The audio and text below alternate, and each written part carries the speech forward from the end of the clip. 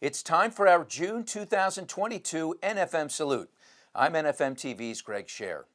We release this salute with heavy hearts on this Memorial Day and remind everyone that the National Moment of Remembrance is an annual event that asks Americans, wherever they are, at 3 p.m. local time on Memorial Day to pause for a duration of 1 minute to remember those who have died in military service to the United States. Retired Air Force Sergeant Ryan Garrison survived 3 deployments, the last of which left him 80% disabled. Ryan has vowed to turn his negative into a positive, having founded Valor Therapeutics, a nonprofit aimed at supporting those who suffered trauma while defending the United States. Ryan joins us from his home just outside of Dayton, Ohio. Ryan, thank you for joining us, and thank you for your service. Thank you, sir. Before we get started, reflect on Memorial Day and what it means to you. Sorry, I'm gonna get a little emotional. Memorial Day is real serious for me. I have a lot of family in the military, and I have a lot of friends. I've lost a few friends I was deployed with during deployment and due to effects after deployment. And just taking the time to remember them means a lot to me. There's a quote from General Patton that I always liked. It said, "It is foolish and wrong to mourn for men who have died. Rather, we should thank God that such men lived."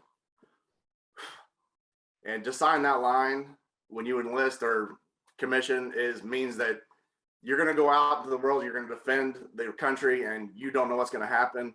And not a lot of people exist that can do that. Well, you did it, and we are so grateful. And so did your family members, a great deal of them, both grandfathers, 4 uncles, a brother, and a cousin. So did you know at a young age you would be following in their footsteps? I always had the ambition to. And when I got older, I kind of started leaning towards sports, and I went to college for sports medicine. But when 9/11 happened, I knew all bets were off and that I had to do what I was supposed to do and go enlist. And that was a calling for you that moment. Where were you on that day, and what were the emotions that were running through your body? I woke up, my brother was home on leave from his training, and he's like, one of the towers got hit. We kind of realized what was going on, and he was getting notifications that he had to get back to his base. Just kind of a kick in the gut. I didn't tell my folks, but I knew pretty much then I was going to be dropping out of school. Incredible that would move you to do that, and you ended up serving 3 different stints overseas. You were first stationed at Travis Air Force Base in California. Then you went on these 3 deployments, 1 to Pakistan, 1 to Baghdad, 1 to Iraq. You did a lot of logistical type work, getting the troops ready to fight. What does that entail? I was always deployed with the Army or the Marines doing logistics for them. So it was always getting their supplies, getting them what they needed to send them outside the wire to go do their missions. And then for some of them, we were helping prep airdrops for the guys in the mountains searching for bin Laden. We would pack up the pallets, and they'd put the parachutes on, load the plane, and they'd go airdrop them.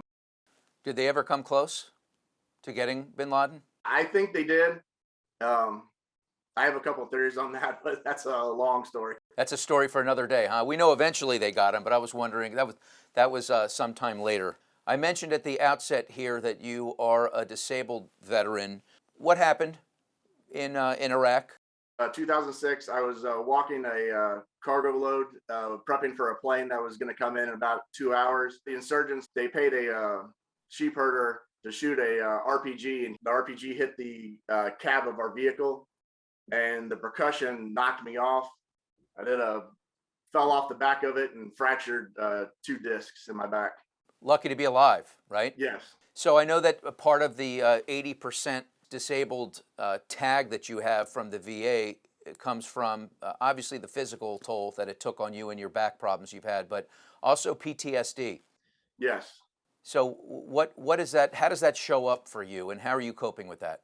Even though I was in the States and I was inside of a military base, there's always that part in the back of my head. I was thinking that there was somebody out there ready to fire another rocket at us, and just that constant thought in the back of my head, and it would show up in anxiety. At night, I would have dreams about being over there.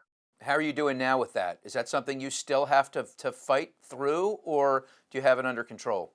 I like to say I have it under control. I still do therapy. I did a lot of talk therapy, still having therapy now. I got a PTSD mobility dog from Warrior Canine Connection, and I always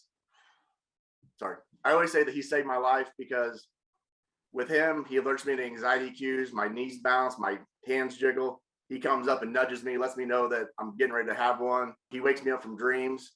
So with my therapy dog, I've taken a lot less medication, and nowadays my dreams are once a month. My anxiety attacks are maybe once a week, if that. Glad you're doing better. I want to talk about when you came back to the motherland, because you continued in your capacity of supporting, instead of troops now, supporting U.S. presidents, which I'm completely fascinated about. Tell us about your work supporting Air Force One and Air Force Two. I went to Andrews Air Force Base and was assigned to special airlift missions, where we took care of the president all the way down to secretaries, making sure that the distinguished visitors got in and out. That's amazing. And I know you worked for President Bush for 2 years, and then after that, President Obama for 3, and you got to meet the president. You got to meet President Obama. We're looking at a picture of that right now. What did he say to you in that moment? It was my last mission, and they let his staff know this is my last mission. And he came up and shook my hand, said, "Thank you for all the support for the last 5 years," and asked me where I was moving on to. It was a complete surprise, because I didn't know it was going to happen. So it was kind of like that nervous, like I forgot where I was going. But shook his hand. Very, very nice to do that. Well, you've turned your attention to a different mission now, Valor Therapeutics. It's your nonprofit. We want to talk to you about that. We're going to be donating $2,500 to Valor Therapeutics. We see you got the shirt on right there. Yes, sir. I know it means a lot to you. Tell everybody about it and how they can support it. We're a nonprofit that helps veterans. We call it complementary therapies. My wife is a music therapist. She worked at Bethesda helping veterans coming back, and she was helping them get back into the fight. And we also provide art therapy and yoga. So we're trying to do complementary therapies. You can only go so far by talking.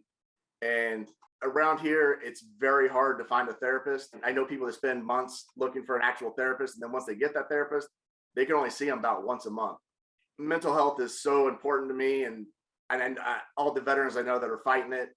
I love the mission statement that I found on your website. We support active duty veterans and first responders and retirees, as well as their families and caregivers who have experienced trauma connected to their time defending the United States. How powerful. This has been an incredible sit down with you. Retired Air Force Staff Sergeant Ryan Garrison, we appreciate your time. We appreciate your sentiments surrounding Memorial Day. And of course, we appreciate your service. God bless you. Thank you, sir. I'm NFM TV's Greg Scher. We'll see you again next time.